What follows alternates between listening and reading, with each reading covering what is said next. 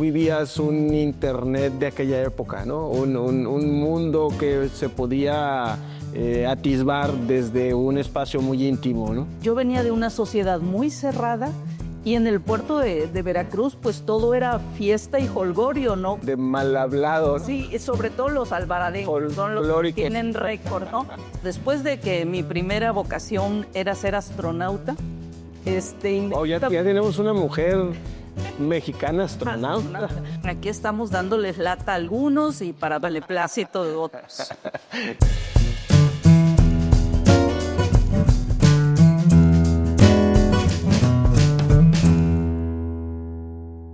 Hola, soy Salvador Morales Rubí.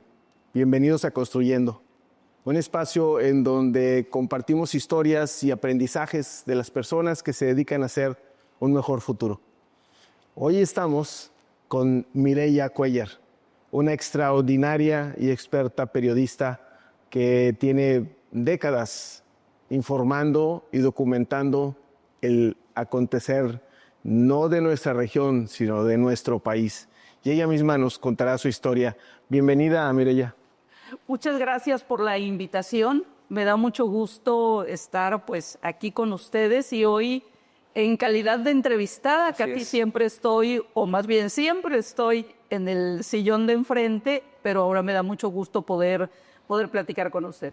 Bueno, no va a ser una revancha, sino todo lo contrario. Va a ser solamente una charla. Muchísimas gracias. Para quien no te conoce todavía, espero que este espacio sea una oportunidad de saber más de quién es Mireya, pero tú misma dinos, ¿quién es Mireya Cuéllar? Pues bueno, yo soy una periodista que nació en Veracruz, en un pueblo, en Misantla, Veracruz, y creo que eso fue fundamental para mí, para lo que hoy soy. Cuando uno nace en un pueblo, quizá ya estoy contestando, pero sí, así, cuando uno nace en una ciudad pequeña, en una sociedad cerrada, y crece con muchas inquietudes. Creo que de ahí viene salir al mundo, querer conocer, sentirse de alguna manera parte del mundo, ¿no? De repente, cuando vives en una comunidad pequeña, sientes que yo tenía la sensación cuando era niña de que todo ocurría en otra parte, que todo estaba allá afuera, que ocurrían muchas cosas en el mundo que estaban muy lejos de mí, en las cuales yo no tenía ninguna intervención. Pero querías conocer, querías estar. Claro, quería entender muchas de esas cosas que ocurrían lejos de mí totalmente, y creo que esa, digamos, postura existencial me llevó a ser periodista, ¿no? Digo, de pequeña no tenía quizá esta estructura ya tan hecha, es algo sobre lo que he ido reflexionando a lo largo de mi vida. ¿Dónde estudiaste? Yo estudié en la Universidad Veracruzana. Okay. Nací. Que eso en sí mismo ya era salir de tu de mi comunidad, de Misantla, porque pues no, en Misantla no había universidad, entonces todos los misantecos, es una larga tradición, salimos del pueblo y vamos a estudiar o a Jalapa o al puerto de Veracruz, donde están las sedes de la Universidad Veracruzana. ¿Y a ti te tocó estar en Veracruz o en Jalapa? A mí la carrera de periodismo se imparte en el puerto de Veracruz, la UV la tiene en el puerto de Veracruz. Porque, bueno, he tenido la oportunidad de conocer, no mucho Veracruz, pero sí algunas de las ciudades más importantes. Y como que Jalapa es la que se identifica por lo menos con la mayor concentración de alumnos de todo el estado, ¿no? Ahí está la rectoría, digamos, la sede central de la universidad. Okay. Lo que pasa es que como a muchas universidades del país, de repente empezó a crecer y teniendo demanda en muchos lugares, pues se fue desconcentrando, como ahora la Universidad Autónoma de Baja California pues tiene en Ensenada. Así ha ido la Universidad Veracruzana creciendo y ofreciendo carreras en distintas regiones del estado. Y fue que fuiste a Veracruz, la capital del estado. Exactamente. Y ¿Cómo te iba viniendo, pues la capital de cualquier estado en relación a sus poblaciones aledañas, pues es como la primera urbe, ¿no?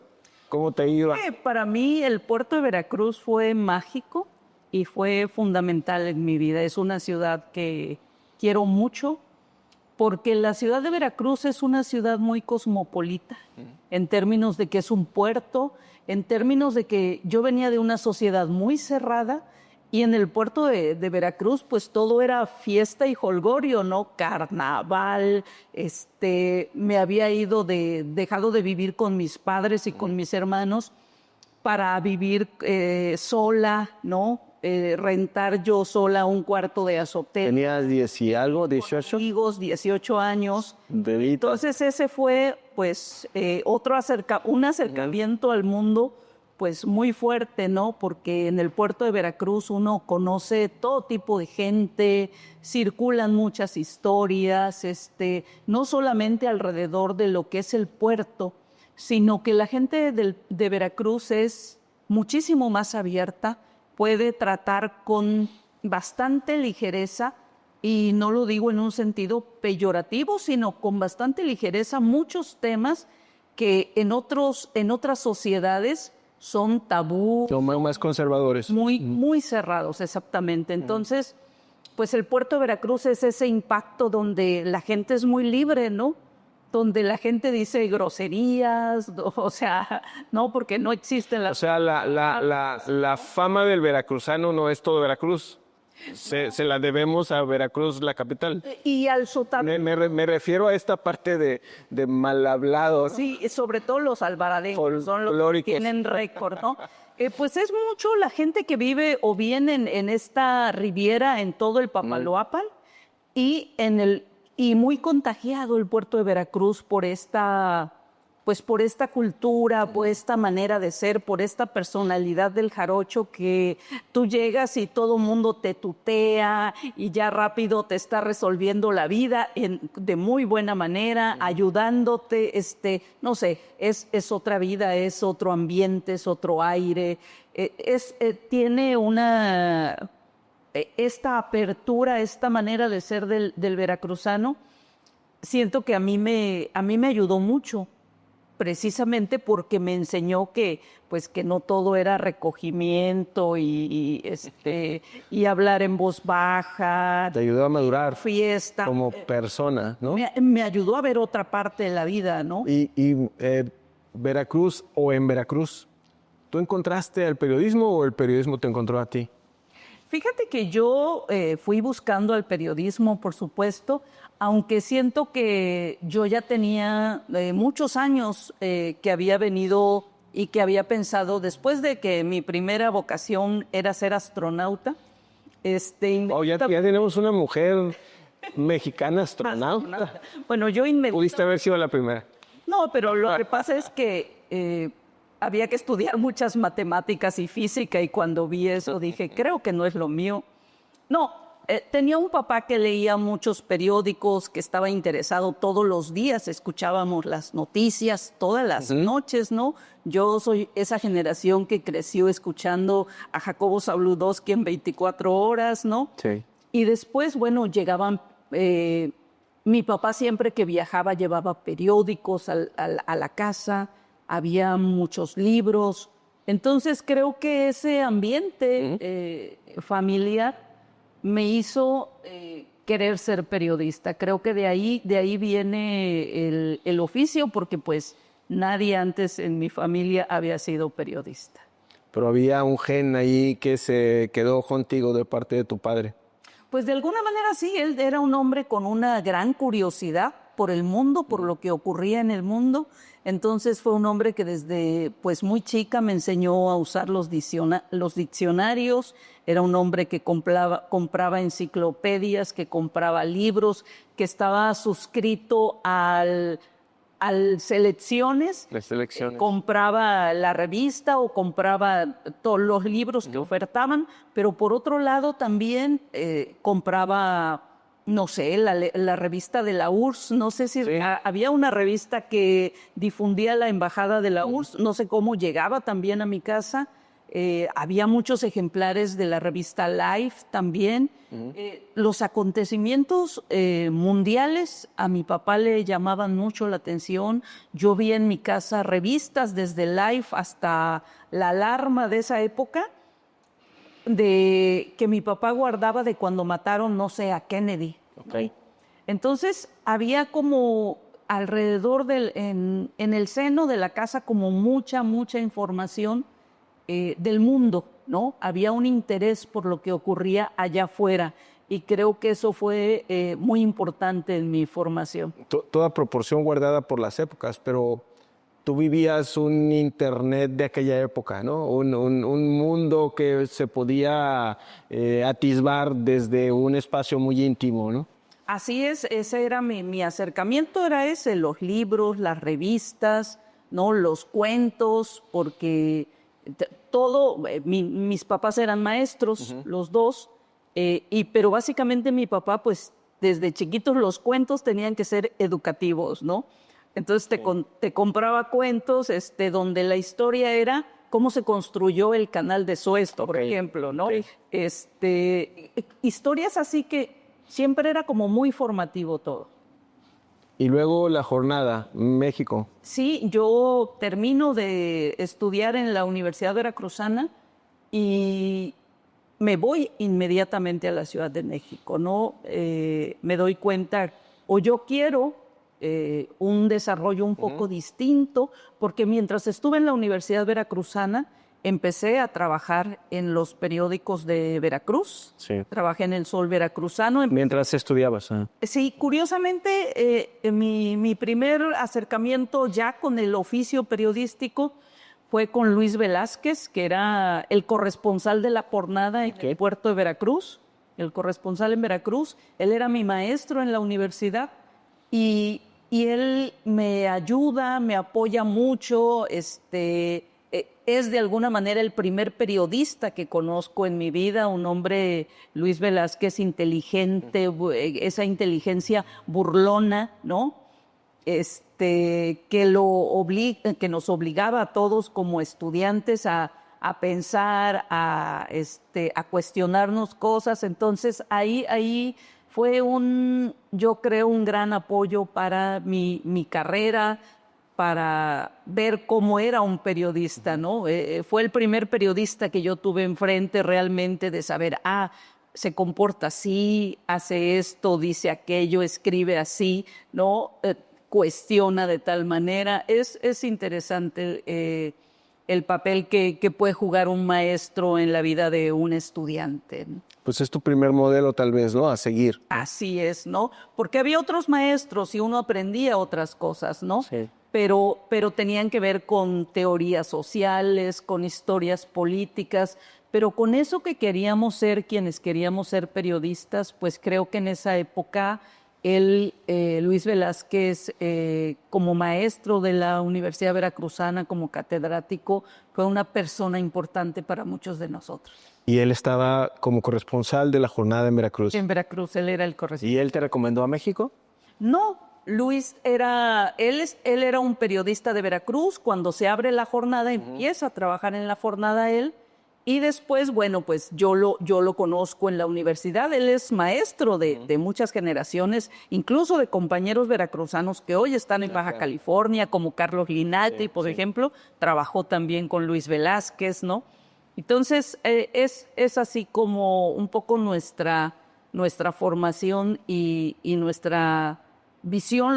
La Universidad Veracruzana era de las pocas que sí formaba periodistas, aunque ya se llamaba Facultad de Ciencias Técnicas de la Comunicación, y estaba un poco analizando otras perspectivas. Seguía teniendo una visión de formar periodistas, ¿no? Todavía yo soy seguramente la última generación que usó un tipómetro, que le enseñaron a cómo armar páginas, una cosa que como se hacía manualmente, ¿no? Hoy día todo se hace con las computadoras. Como se construía el periódico, ¿no? El origen del diario, ¿no? De la construcción del diario, ¿no? Sí, las herramientas tecnológicas anteriores a todo lo que claro, sí, hoy, ¿no? Que bueno, en algún momento fueron de mucha avanzada, ¿no? Así es. Y yo hoy igual siempre bromeo mucho y digo que me siento en esta época tan tecnológica Muchos días siento que soy aquel que está todavía peleando por seguir con el cincel y el martillo escribiendo en piedra, ¿no? Cuando el mundo hoy está pues en las computadoras, en la inteligencia artificial. Cuando la historia de nuestros tiempos, y me refiero a los tiempos contemporáneos, se cuente, se va a decir los grandes, graves y extensos avances en tan poco tiempo que no se han vivido en otra época en este mundo. Entonces eso hace que vengamos creemos que de muy atrás. Los años son los mismos, pero los avances han sido extraordinariamente extensos. Así es, y nosotros es una generación que hemos transitado con todo eso, porque empezamos con la máquina mecánica, ¿no? A tus teclas, pasamos por los primeros programas, por los floppies, por todo tipo de las computadoras. Del desarrollo de las computadoras y llegamos a la inteligencia artificial. Entonces ha sido, bueno, no solamente el periodismo impactado por este desarrollo tecnológico, sino en general, ¿no? Sí. Todos los ámbitos de la sociedad. Mireya, platícame de tu paso por la jornada antes de llegar a Baja California. Pues yo en la Ciudad de México tengo un amigo que me recomienda para que empiece a trabajar en el periódico El Día. Okay. Yo inicio en El Día, estoy desde el 88 al 91 y en 1992 presento un examen para entrar a la jornada en esa. Bueno, creo que todavía es un mecanismo que ¿De examen de oposición? Un examen, sí, a los reporteros. La jornada abría plazas o se desocupaba alguna plaza y lo que hacía es un examen. Íbamos pues muchos a hacer el examen y el periódico tenía un comité que decidía quién se quedaba como reportero. Así yo entro en 1992 a la jornada México y estoy ahí pues muchos años, hasta hace 10 años que vine a Baja California. Y bueno, en mi paso por la jornada fui reportera de la Cámara de Diputados, del Senado, de los partidos políticos, anduve por todos lados, cubrí muchos procesos electorales en todo el país, así conocí Baja California en la elección de Héctor Terán Terán, cuando lo eligen como gobernador. Y después, pues me nombran 10 años paso en la jornada como coordinadora de los corresponsales de todo el país. Okay. Me toca en esos años ver el crecimiento, como estaba en la sección estados, el crecimiento del narcotráfico, de la violencia, ¿no? Que era ya muy fuerte, que empezó a ser cada vez pues muchísimo más virulento el problema y más generalizado, ¿no? Entonces, pues llegué así, con un examen a la jornada y pues con muchísimas ganas de aprender. Cuando yo llego a la jornada en el 92, la jornada era el mejor periódico para trabajar en México por muchísimas razones, no solamente porque era el periódico que mejor pagaba a sus reporteros y a sus trabajadores, sino también porque era en ese momento del país el único medio plural, ¿no? Sí. Después ¿Es una cooperativa? No, es digamos una sociedad anónima, pero es una empresa que tiene características muy especiales porque somos alrededor de 140 socios. Okay. Y la mayoría de los socios son trabajadores del periódico o gente que ha trabajado ahí. Esa parte sabía yo, creía que era una cooperativa porque todos participan de alguna manera, ¿no? Sí. La mayoría, pero no tiene ese régimen jurídico. Si es una sociedad anónima, es una empresa que surge pues con el apoyo de muchos artistas, ¿no? Por ejemplo, mucha de la obra de Toledo aportó obra que se vendía cada quincena para pagar la nómina cada mes. Tamayo, muchos. ¿Cuántos años tiene la jornada? La jornada se fundó en 1984. Okay. Entonces ya tiene pues más de 40 años. 41. Y estamos en ese proceso, ¿no? Hemos vivido años muy cambiantes también. Hemos vivido un proceso histórico que así como los cambios tecnológicos hubo cambios muy fuertes, ¿no? Fue el fin del PRI, Sí. ¿no? El paso del PAN, la llegada de Morena, ¿no? Entonces han sido años muy intensos en México, ¿no? Reflejados ahí en los periódicos, los reporteros que vimos, pues ir a los estados, ganar a a los primeros gobernadores de oposición, ¿no? Yo fui a la elección de barrio en Chihuahua, por ejemplo, ¿no? Y estuve en procesos muy interesantes que hubo en Yucatán, en Guanajuato, en buena parte del país impactado por... O sea, coordinabas a los corresponsales, pero ibas a donde era más importante estar. Pues en algunos momentos sí, como reportera fui, Ok. y después ya como coordinadora de corresponsales me tocaba la mayor parte del tiempo estar en México, organizar las páginas de la sección de estados, editarlas, pero también nunca dejé de ir a los estados y creo que eso me ayudó muchísimo para pues mantener el contacto con la realidad y con la sensibilidad de lo que ocurría en los estados. Somos un país muy centralista y los periódicos de la Ciudad de México Sí. pues son también muy centralistas, ¿no? Entonces, esa tendencia a minimizar lo que ocurría en los estados, porque todo lo que no, bueno, el chilango Sí, tiene, sí. tefeño tiene un dicho muy que todo fuera de la Ciudad de México es Cuautitlán, no, no es cierto, ¿no?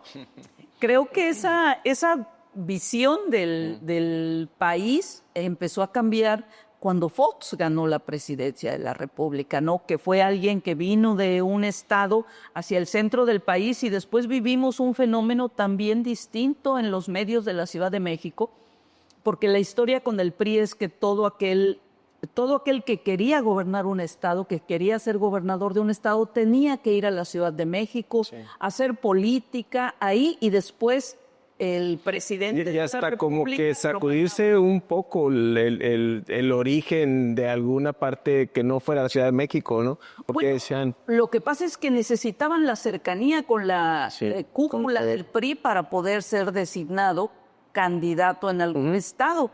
Y después vivimos un proceso en el que a veces los reporteros de la Ciudad de México no sabíamos quién era quien había ganado en un estado, porque era un personaje político surgido totalmente de la localidad, ¿no? No había ido al centro del país. Entonces, hemos vivido estos años también un cambio muy importante en la manera de hacer política en México. en muchos países los diarios o las organizaciones periodísticas se identifican con alguna corriente de pensamiento, ya sea mundial o local, y está bien, es bien visto, pero en nuestro país siempre había como el estigma de que, no, todos los medios tienen que ser objetivos y no te puedes asumir como nada más que tu obligación con tus lectores y bueno, en fin.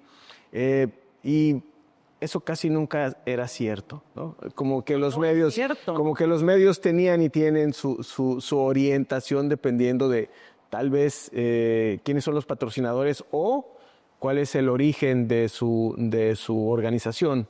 Pero ahorita que decías el año de fundación de la jornada, el 84, pues prácticamente nació cuando inició el neoliberalismo a gobernar en México. Pues sí, de alguna manera... Podemos decir que eran la contraparte del régimen neoliberal hecha periodismo. Pues yo diría que... Y no le dije izquierda, pero bueno. Pero sí, yo creo que la jornada indiscutiblemente nació con un grupo de periodistas e intelectuales que tenían una formación de izquierda, que tenían una visión de izquierda, ¿no? Algunos de ellos venían del 1+1, otros habían estado en proceso, venían de distintos medios, pero creo que el eje conductor era que había una mentalidad de izquierda, ¿no? Había una crítica al gobierno, una crítica muy fuerte al PRI, ¿no? Y la idea de ser plurales, ¿no? Yo recuerdo cuando la jornada nació, pues Carlos Castillo Peraza, Felipe Calderón, mucha gente que venía del PAN tuvo un espacio en la jornada y hoy día vemos como muy natural que los dirigentes de los partidos de todo tipo participen en los periódicos, escriban ahí, ¿no? Las notas, la información de sus actividades se difunde en los medios, pero antes era muy, muy cerrado, ¿no? Todavía, por ejemplo, en 1988, pues Cuauhtémoc Cárdenas y Maquío sufrieron bastante para que los medios de la Ciudad de México les dieran cobertura, ¿no? Y muchas veces cuando se les dio cobertura era para golpearlos, ¿no? Sí. Entonces sí fue... en ese sentido, la jornada fue un pionero, le tocó pues abrir brecha, ¿no? Y viene en esa tradición periodística mexicana de izquierda. No me quiero meter a cuestiones ni muy políticas ni muy técnicas, entonces me voy a digamos, a avanzar en esta suerte de cronología que estamos haciendo de tu participación en el periodismo. 10 años en Baja California. ¿Por qué te quedaste en Baja California, Mireya?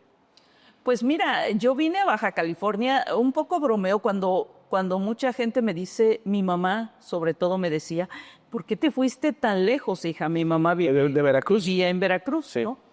Mi mamá, y yo le decía que porque siempre me duermo en los aviones, entonces yo me dormía en el avión en la Ciudad de México y cuando despertaba pues estaba en Tijuana y no se me hacía que fuera tan lejos, ¿no?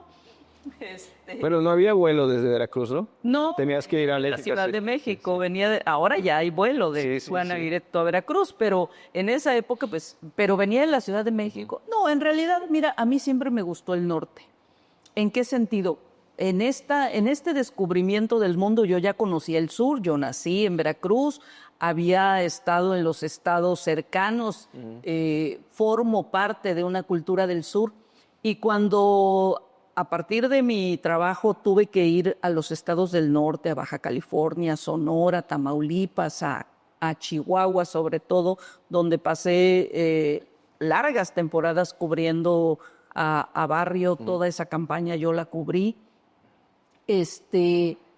Me gustó mucho el norte y me interesó aprender del norte, ¿no?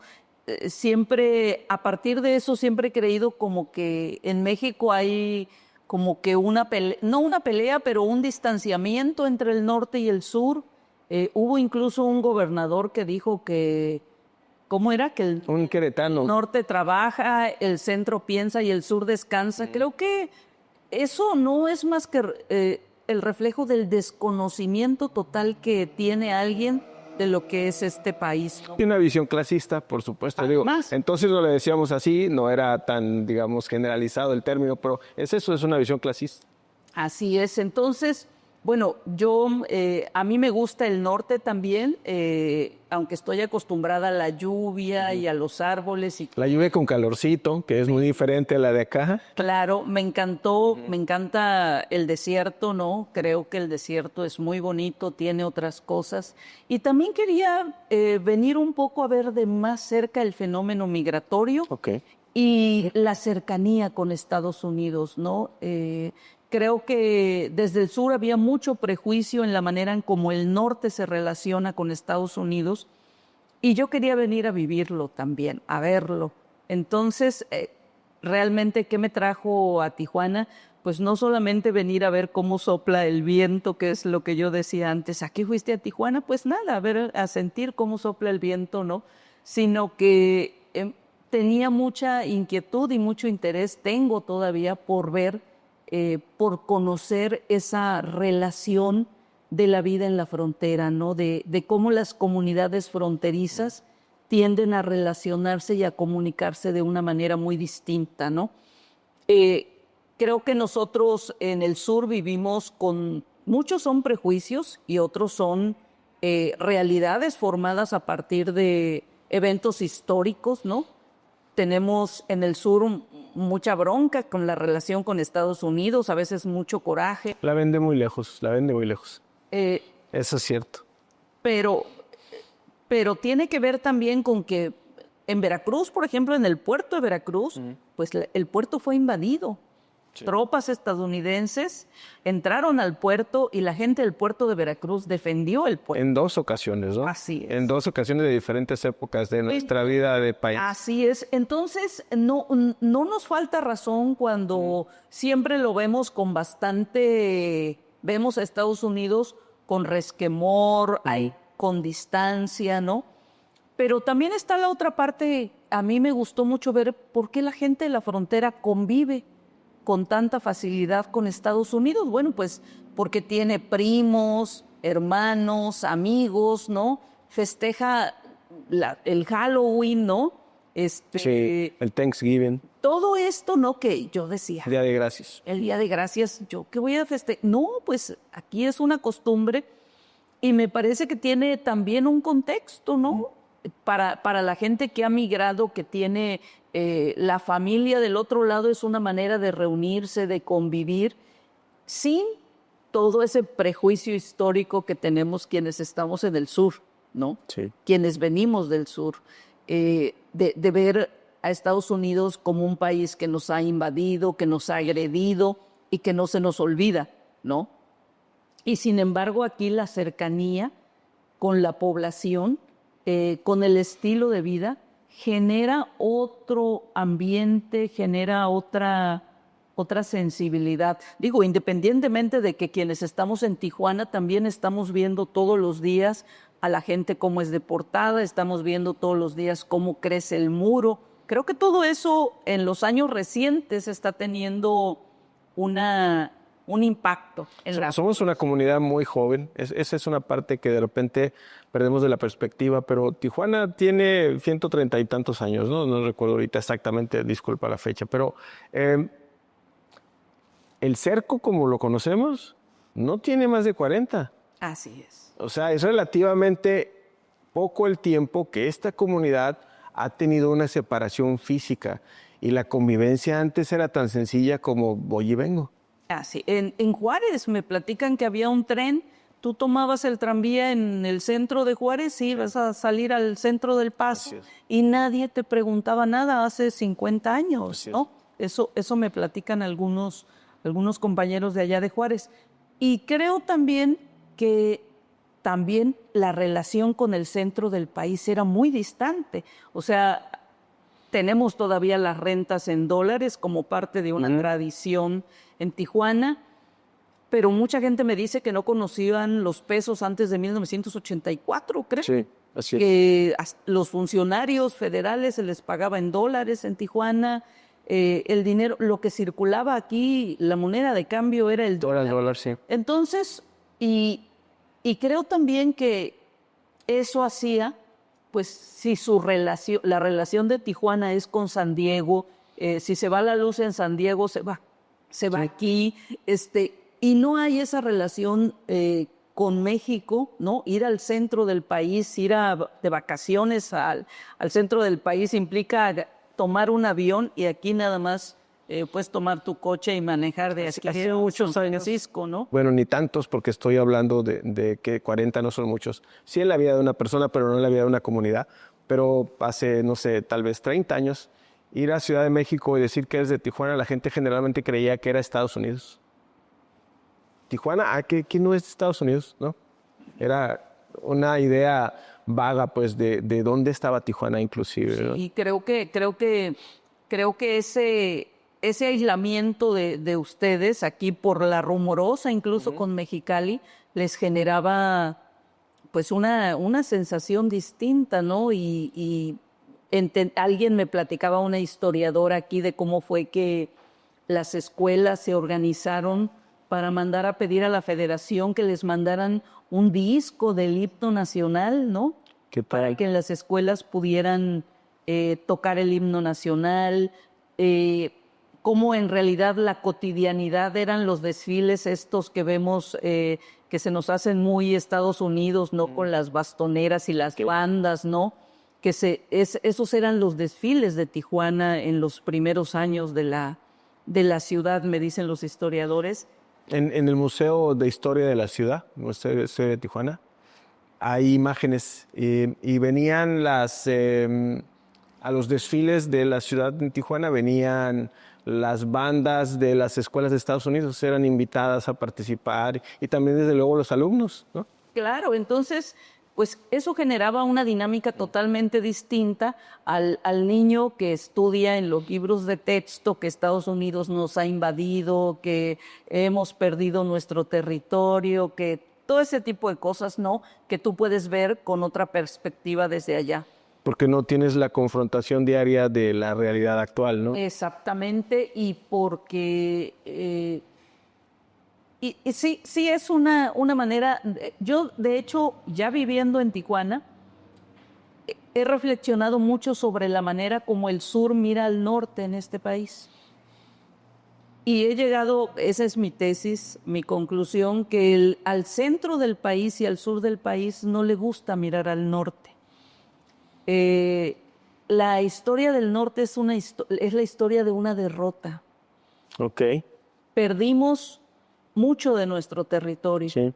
Y entonces al sur y al centro no le gusta mirar eso. Es una tesis muy interesante porque podríamos ser el elemento del duelo no resuelto nacional, ¿no? Sí, o sea, eso de verdad. Muy interesante, Es muy una interesante. pérdida, fue una pérdida,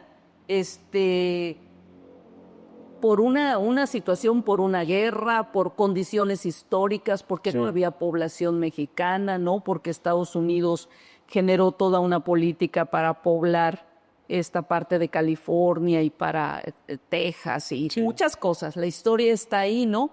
Pero el hecho es que perdimos nuestro territorio, un territorio muy importante que quizá nunca fue nuestro, ¿no? No alcanzamos a llegar, aunque en la colonia había caminado, ¿no? Como que el territorio estaba delineado y era parte de lo que se conocía como México, pero sus pobladores tenían muy poca relación con por lo menos los centros políticos de aquellos años. Exactamente, y creo incluso también que eso también ha marcado no solamente a México, sino a Estados Unidos, porque en Estados Unidos yo veo cada día como una tendencia a olvidar o a tapar o a no tomar en cuenta ese pasado hispano que ellos tienen.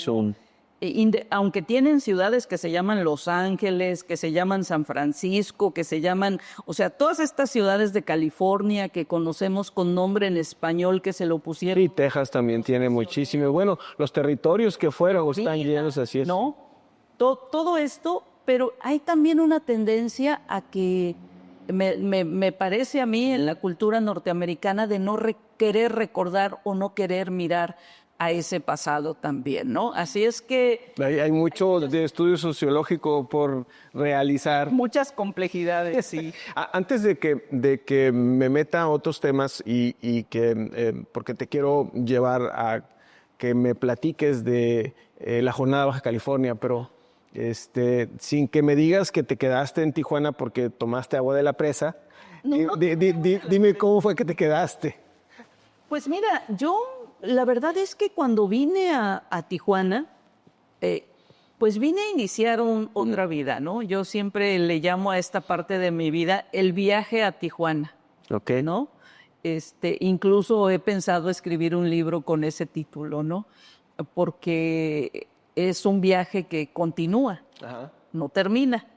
Y cuando vine a Tijuana fue con la idea de establecerme aquí, de empezar otra vida, ¿no? Una nueva vida, así como la gente, no sé, muchos otros migrantes, porque soy eso, quizá un migrante, ¿no?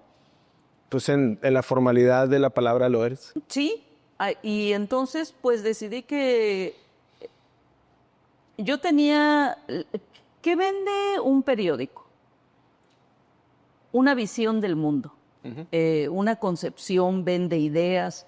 Yo quería venir a Baja California y venir con esas ideas también, ¿no? Porque en este prejuicio de que si el norte es más pro Estados Unidos, pro derecha, pro no sé qué, en esa época incluso había la concepción de que la izquierda nunca iba a ganar en el norte del país. No, hasta López Obrador creía eso. Hasta en su propia elección. ¿No?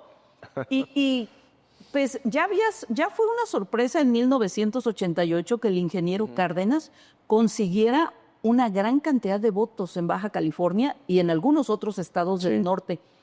Pero a mí me quedaba claro que la gente así como la gente del centro y del sur del país en 1988 tenía la convicción de que el ingeniero Cárdenas había ganado la presidencia de la República, cuando tú ibas al norte, en el norte tenían la convicción de que la presidencia la había ganado Manuel Cloutier, ¿no? Okay. Creo que el único que no tenía consenso era Salinas, ¿no? Entonces a mí me pareció muy interesante venir a ver este análisis. Yo decía, ¿por qué la izquierda no pega en el norte? ¿No? Okay. Había esa idea, ¿no? ¿Por qué el norte es más conservador? ¿Por qué el norte piensa como piensa? ¿No?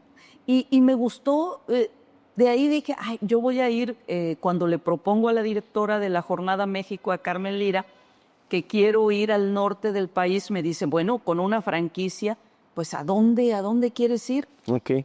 Y empiezo a ver las ciudades del norte, y Tijuana es la ciudad que me parece más atractiva, con más movimiento, con muchísimas cosas. Con mucha información. Con mucha información, pero sobre todo con muchas organizaciones sociales moviéndose, ¿no? A mí me impresionó la cantidad de albergues para migrantes, la cantidad de gente que trabaja para apoyar a todos estos grupos, la manera como se les acoge, la manera como crece la ciudad, que bueno, incontrolable y que genera muchos problemas, ¿no?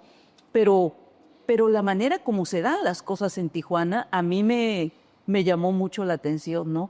Y por supuesto también yo decía, bueno, pues compartirles, porque es ese, al final de cuentas, lo que hacemos los medios de comunicación, pues compartirles también algunas notas periodísticas desde la perspectiva como la vemos nosotros, ¿no?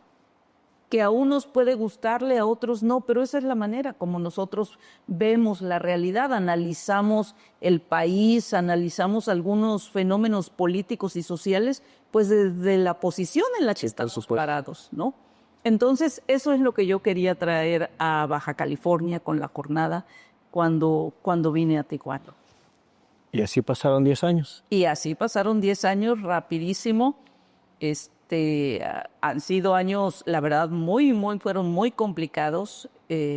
Tengo que decirlo, la pasamos muy mal con los gobiernos panistas. Nos trataron como medio de comunicación muy mal. Tuvimos mucha cerrazón, hasta persecución, diría yo.